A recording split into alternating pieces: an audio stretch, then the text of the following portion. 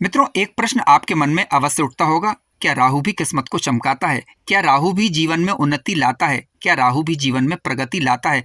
क्या राहु आपकी कुंडली के किसी भाव में यदि बैठा हुआ है तो उस भाव से संबंधित आपको अच्छे फल देगा? निसंदेह राहु किस्मत को चमकाता भी है, जीवन में भव्यता भी लाता है, सुख समृद्धि भी लाता है और कई प्रकार से जीवन को उन्नत भी करता है। इसे केवल जानने की जरूरत है, समझने की जरूरत है। हमें ये समझना होगा कि राहु किन परिस्थितियों में, किन ग्रहों के साथ, किन लग्नों में, किन राशियों में, किन नक्षत्रों में और किस ग्रह से युति या दृष्ट होकर अच्छे फल देता है। यदि आप इसे समझ गए तो सच मानिए कि आप राहु को भली भांति समझ जाएंगे और आप इससे डरेंगे नहीं, बल्कि इसके उपाय करके जीवन को उन्नत कर पाएंगे। तो इसके लिए आज का वीडियो पूरा अवश्य देखें। आइए जानते हैं। देखिए, सबसे पहले हमें यह जानना होगा कि राहु किन लग्नों में कारक होता है। राहु, ध्यान रखें, वृषभ लग्न और तुला लग्न, क्योंकि वृषभ लग्न और तुला लग्न शुक्र की लग्नें होती हैं और इन लग्नों में राहु कारक ग्रह माना जाता है। इसके अलावा मिथुन लग्न की कुंडली हो आपकी या कन्या लग्न की कुंडली हो, जो कि बुध की लग्नें होती हैं, तो इन लग्नों में भी राहु कारक ग्रह माने जाते हैं। दूसरी बात, राहु मकर लग्न और कुंभ लग्न, जो कि शनि की लग्नें होती हैं, तो इन्हीं लग्नों में राहु ग्रह कारक होते हैं। तो 6 लग्नें आपने जानी, वृषभ, तुला, मिथुन, कन्या, मकर और कुंभ, तो इन लग्नों में राहु कारक ग्रह होते हैं। किसी भी भाव में राहु बैठे हों तो इन्हीं राशियों में, यानी वृषभ में, तुला में, कन्या में, मिथुन में, मकर में और कुंभ, तो इन्हीं राशियों में राहु जो है वो अच्छा फल भी देते हैं। ठीक है, इन्हीं राशियों में राहु अच्छा फल भी देते हैं। इसके बाद आपको देखना होगा कि राहु किन नक्षत्रों में बैठे हुए हैं। तो राहु के नक्षत्र होते हैं आद्रा नक्षत्र, शतभिषा नक्षत्र और स्वाति नक्षत्र। आद्रा, शतभिषा और स्वाति नक्षत्र में यदि बैठे हुए हैं तो समझ लीजिए राहु अब यहाँ पर काफी अच्छा रिजल्ट आपको देने वाले हैं। सबसे पहले लग्न, फिर राशि और फिर नक्षत्र देखें। इसके बाद ये देखें कि राहु किस भाव में बैठे हुए हैं, क्योंकि भाव देखना भी जरूरी है। देखिए, सामान्यतः राहु कुंडली के तीसरे भाव में अति विशिष्ट कारक माने जाते हैं। कुंडली के छठे भाव में राहु अच्छा फल आपको देंगे। कुंडली के 10वें भाव में राहु अच्छा फल देते हैं। इसके अलावा कुंडली के 11वें भाव में भी राहु अच्छा फल देते हैं और यदि कारक लग्नों के अंदर बैठे हुए हों तो ये लग्न में भी अच्छा फल देंगे। इनके फल क्या होंगे, इन पर अभी हम चर्चा करने वाले हैं। आइए इसके आगे ये जानते हैं कि राहु किन ग्रहों से दृष्ट या युत हो, क्योंकि ये भी काफी महत्वपूर्ण होता है। देखिए, राहु पर कहीं से भी यदि गुरु ग्रह की दृष्टि पड़ जाए, ठीक है, या राहु गुरु ग्रह से दृष्ट हो जाए, तो ऐसी परिस्थिति में राहु, मान लीजिए कुंडली में अच्छा फल नहीं दे रहा है, तब भी राहु यदि गुरु से दृष्ट हो जाए और राहु गुरु से युत हो जाए, तो ऐसी परिस्थिति में राहु के नकारात्मक फलों में कमी आने लगती है यदि राहु अकारक लग्नों के अंदर बैठा हुआ हो तब। क्योंकि आज के वीडियो में हम बात कर रहे हैं कि राहु अच्छे फल कब देगा। यदि कारक लग्नों में भी गुरु की दृष्टि यदि राहु पर पड़ जाती है या राहु से गुरु युत हो जाता है तो राहु काफी अच्छे रिजल्ट देता है। राहु पर जब गुरु की दृष्टि पड़ती है तो राहु के सकारात्मक फलों में वृद्धि होती है। अब देखिए, फलों को हम जानते हैं कि तीसरे में, छठे में और लग्न में और दसम भाव में और लाभ भाव में राहु किस प्रकार से कारक ग्रह बनकर और कारक राशियों में बैठकर, अपने नक्षत्रों में बैठकर, शुभ ग्रह से दृष्टि या युत होकर किस प्रकार से फल देता है, आइए समझते हैं। मित्रों, आइए सबसे पहले हम जानते हैं कि राहु यदि लग्न में बैठ जाए तो किस प्रकार के फल देगा। ध्यान रखें कि राहु कारक लग्नों में, कारक राशियों में, स्वयं के नक्षत्र में या मित्र नक्षत्र में, ठीक है, बैठा हुआ है तो अच्छा रिजल्ट देगा। राहु जब लग्न में बैठता है तो जातक अथवा जातिका के अंदर कुछ कर गुजरने की क्षमता रहती है। समाज में वह कुछ बड़ा करना चाहता है, अन्य लोगों से हटके करना चाहता है। तकनीकी दिमाग ऐसे लोगों के अंदर होता है। ऐसे ध्यान रखें कि जुगाड़ू प्रवृत्ति के होते हैं और काम निकालने में माहिर होते हैं। समाज का हित भी सोचेंगे, लेकिन पहले स्वहित पहले सोचेंगे। इस समाज में कुछ करना चाहेंगे तो इस प्रकार से करना चाहेंगे कि उनका नाम समाज में प्रख्यात हो। ध्यान रखें कि ऐसे लोग चालाक बुद्धि के, व्यापार में सफलता प्राप्त करने वाले, अपने पार्टनरशिप से भी अपना हित पहले साधने वाले होते हैं। उसे जो सही लगेगा उसे ही वह धर्म मानेगा। यानी कहने का तात्पर्य है कि पार्टनरशिप में यदि ये काम करते हैं ये लोग तो पहले स्वयं का हित पहले सोचेंगे, समाज को ऊंचा रखेंगे। यदि ये धर्म भी करेंगे तो इस प्रकार का धर्म करेंगे ताकि उनसे इनका समाज में नाम हो, इनकी ख्याति फैले। कुल मिलाकर स्वहित पहले सोचेंगे, इसके बाद समाज का हित सोचेंगे, लेकिन समाज में, जीवन में कुछ बड़ा अवश्य करते हैं। राहु जब लग्न में बैठेंगे तो इनकी पंचम दृष्टि कुंडली के पंचम भाव पर होगी, तो ये शिक्षित भी होंगे, ध्यान रखें, लेकिन अपनी शिक्षा का उपयोग अपने जीवन को उन्नत बनाने में करेंगे। अपनी शिक्षा, ये हो सकता है कि ये टेक्निकल एजुकेशन वगैरह हासिल करें तो उसमें भी ये सफलता प्राप्त कर लेते हैं। राहु की दृष्टि सप्तम भाव पर जाएगी। हालांकि सातवें भाव पर राहु की दृष्टि यदि स्वग्रही जा रही है तो निसंदेह कार्य व्यापार में सफलता प्राप्त करते हैं, लेकिन दाम्पत्य जीवन की दृष्टि से समांतर ठीक नहीं कहा जा सकता। राहु की दृष्टि जब कुंडली के 90 भाव पर पड़ेगी तो जातक अपनी भाग्य की उन्नति भी करेगा, लेकिन धर्म भी करेगा। धर्म को इस प्रकार से करेगा ताकि धर्म भी हो जाए और धर्म की वजह से इनका नाम भी हो जाए। आइए अब बात करते हैं कि राहु, ध्यान रखें, कुंडली के तीसरे घर में, छठे घर में और 10वें घर में अति विशिष्ट कारक होते हैं। राहु यदि कारक लग्नों के अंदर, कारक राशियों के अंदर यदि बैठे हुए हैं और तीसरे, छठवें और 10वें घर के अंदर बैठे हुए हैं तो अति विशिष्ट कारक ग्रह माने जाएंगे, काफी अच्छा रिजल्ट देते हैं। मित्रों, आइए विचार करते हैं कि राहु ग्रह यदि कुंडली के तीसरे भाव में बैठ जाए तो किस प्रकार के फल देते हैं। देखिए, तीसरे भाव को हम इसलिए ले रहे हैं क्योंकि तीसरे भाव में राहु कारक ग्रह माने जाते हैं, अति विशिष्ट कारक ग्रह होते हैं और यहाँ पर ये अच्छा रिजल्ट देते हैं। कारक लग्नों, कारक राशियों में या मित्र राशियों में बैठे हुए हैं तो राहु महाराज कुल मिलाकर तीसरे भाव में अति विशिष्ट कारक होने के कारण काफी अच्छा रिजल्ट देंगे। ऐसे जातक या जातकों के लिए राहु की महादशा अंतरदशा शुभ फलदायी होगी। राहु की महादशा अंतरदशा के दौरान किए गए कार्य शुभ फल परिणाम लेने वाले होंगे। राहु से संबंधित कार्य में जातक को सफलता प्राप्त होगी। कार्य में, व्यापार में सफलता प्राप्त करेगा जातक पराक्रमी होगा और आज की दुनियादारी के हिसाब से काम निकालने का गुण राहु महाराज दे देते हैं और निसंदेह ये जातक के जीवन को चमकाते हैं, इसमें कहीं भी कोई संदेह नहीं होना चाहिए। ऐसा जातक स्वाभिमानी होगा। इसके अलावा जो भी कार्य करेगा उसके कार्य की वजह से उसका भाग्य उन्नत होगा और उसका लाभ उसके जीवन में देखने को मिलेगा। यानी ऐसे जातकों को राहु की दशा अंतरदशा शुभ फलदायी होगी। जिन बातों की अभी हमने चर्चा करी, ध्यान रखें, उन बातों का ध्यान अवश्य रखिएगा। राहु यहाँ पर सांसारिक दुख का निवारण करता है।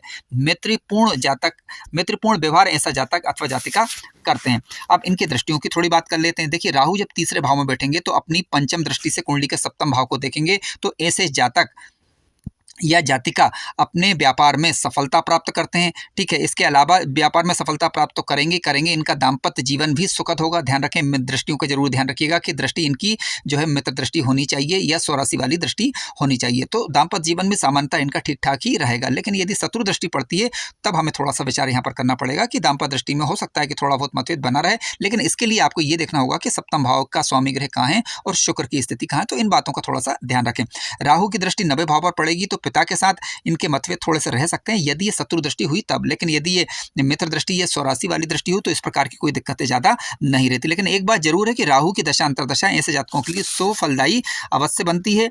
जातक को ये जीवन में उन्नति भी देंगे और साथ साथ प्रगति भी देंगे। जिस क्षेत्र में जाएंगे उस क्षेत्र में ये जातक लाभ उठाते हैं। मित्रों, आइए अब बात करते हैं छठे भाव में बैठे राहु की। ध्यान रखें, कुंडली के छठे भाव में जब कभी भी राहु ग्रह बैठते हैं तो काफी अच्छा रिजल्ट ये देते हैं। यदि कारक लग्नों के अंदर मित्र राशियों में या स्वराशि में राहु ग्रह बैठे हुए हैं तो इनके काफी अच्छे रिजल्ट देखने को मिलते हैं, क्योंकि छठे भाव में जब राहु बैठते हैं तो शत्रुओं का निवारण करते हैं। या तो जातक के शत्रु होंगे नहीं, यदि होंगे तो जातक से वह भय खाते हैं।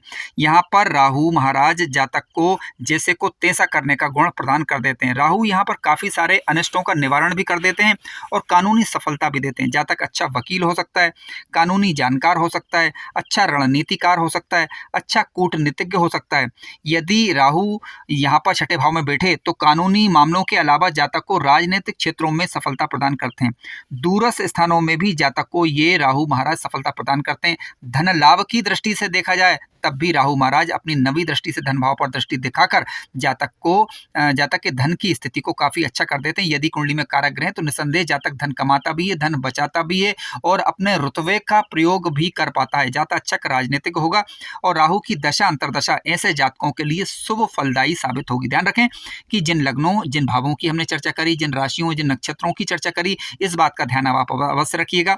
किसी नीच राशि की बात हम नहीं कर रहे हैं यहाँ पर, लेकिन छठे भाव में राहु निसंदेह जातक को कानूनी सफलता भी दिलवाएंगे, राजनीतिक सफलता भी दिलवाएंगे, तकनीकी क्षेत्रों में भी उसे माहिर बनाएंगे। जुगाड़ू प्रवृत्ति का भी राहु होगा, कानूनी मामलों से भी उसे लाभ होता हुआ देखा गया है। यानी जितनी प्रशंसा छठे भाव की राहु की जाए उतनी कम ही होगी यदि कुंडली में कारक ग्रह बन रहे हैं तब। ध्यान रखें कि यदि ये नीच राशि या शत्रु राशि की हो जाए तो उसकी बात आज के वीडियो में फिलहाल हम नहीं कर रहे हैं। आइए अब बात करते हैं राहु महाराज यदि कुंडली के दसम भाव के अंदर बैठ जाएं तो किस प्रकार के फल देता है। देखिए, दसम भाव को इसलिए ले रहे हैं क्योंकि दसम भाव में राहु महाराज यहाँ पर कारक ग्रह माने जाते हैं। कारक राशियों में और कारक लग्नों के अंदर यदि बैठे हुए हैं, दसम भाव में बैठे हुए तो अति विशिष्ट कारक माने जाएंगे, अच्छा रिजल्ट देंगे। राजनीति का तो खिलाड़ी जातक होगा ही होगा, साथ साथ कंप्यूटरकृत क्षेत्र का, तकनीकी क्षेत्रों में भी ऐसे जातक माहिर होते हैं। विदेशी स्रोतों से जातक धन कमाते हैं। ठीक है, हृदय से कठोर किस्म के हालांकि हो सकते हैं, अपने विरोधियों को निपटाने में सक्षम होते हैं, अपने विरोधियों से हर हाल में ये जीत दर्ज करते हैं। क्यों? क्योंकि राहु महाराज जब कुंडली के दसम भाव में बैठेंगे तो ये कारक तो होंगे ही होंगे, राजनीतिक क्षेत्रों में से जातक माहिर होगा, अच्छा धन लाभ भी ये कमाएंगे। हालांकि इनका घरेलू जीवन थोड़ा सा ठीक नहीं कहा जा सकता, थोड़ी बहुत समस्या उसमें नहीं रह सकती है। जातक राजनीति का जानकार भी होगा, अपने विरोधियों को कुचलने वाले ऐसे जातक कहे जाएंगे, अपने विरोधियों को चैन की सांस नहीं लेने देते ऐसे जातक, यदि राहु कुंडली के दसम भाव में बैठा हुआ है और इनसे कोई व्यक्ति यदि पंगा ले ले तब की हम बात कर रहे हैं। अन्यथा ये जातक जो है दूसरों की मदद भी करेंगे, लेकिन इन कहीं ना कहीं इनका स्वार्थ इसमें छिपा रहता है। ठीक है, धन लाभ भी हो सकता है, राजनीतिक लाभ भी हो सकता है, कठोर वाणी के हो सकते हैं, तो थोड़ा सा वाणी पर संयम रखना चाहिए।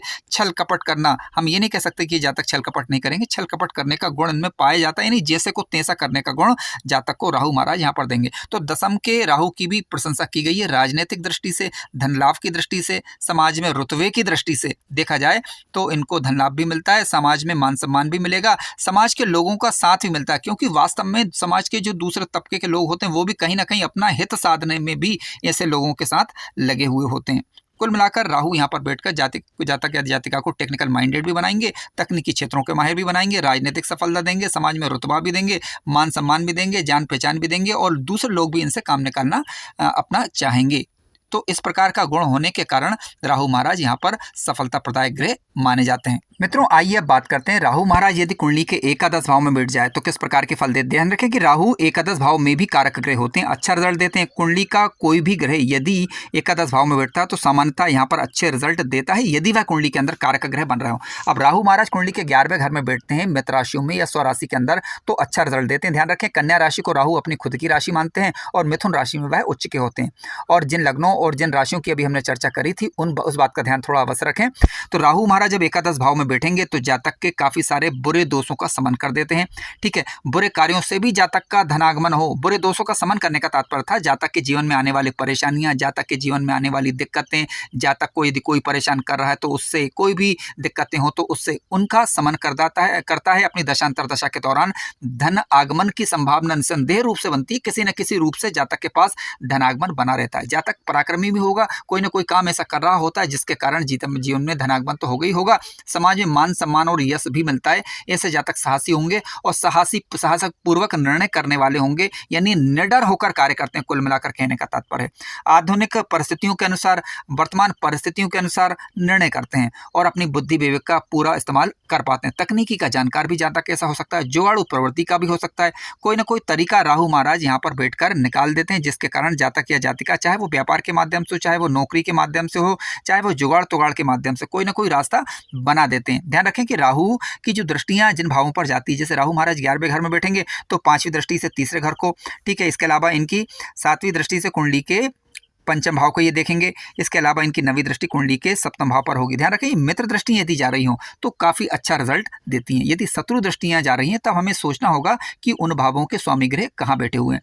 अब जान लेते हैं। ध्यान रखें, राहु महाराज पर जितने शुभ ग्रहों की दृष्टि होगी तो उतनी इनकी शुभता में बढ़ोतरी ही होती है। इसके अलावा राहु महाराज जिस भाव में बैठे हुए हैं उसका स्वामी कहाँ बैठा हुआ, उसके स्वामी ग्रह के साथ यदि राहु महाराज बैठे हुए हैं तो काफी अच्छा रिजल्ट देते हैं। लग्नेश के साथ, पंचमेश के साथ या भाग्येश के साथ राहु महाराज बैठे हुए हैं, या फिर राहु महाराज किसी ऐसी राशि में बैठे हुए हैं जो कि उनकी मित्र राशि, तो अपनी दशांतर दशा के दौरान अच्छा रिजल्ट देंगे और इनकी दशा आपके लिए सो फलदायी होगी।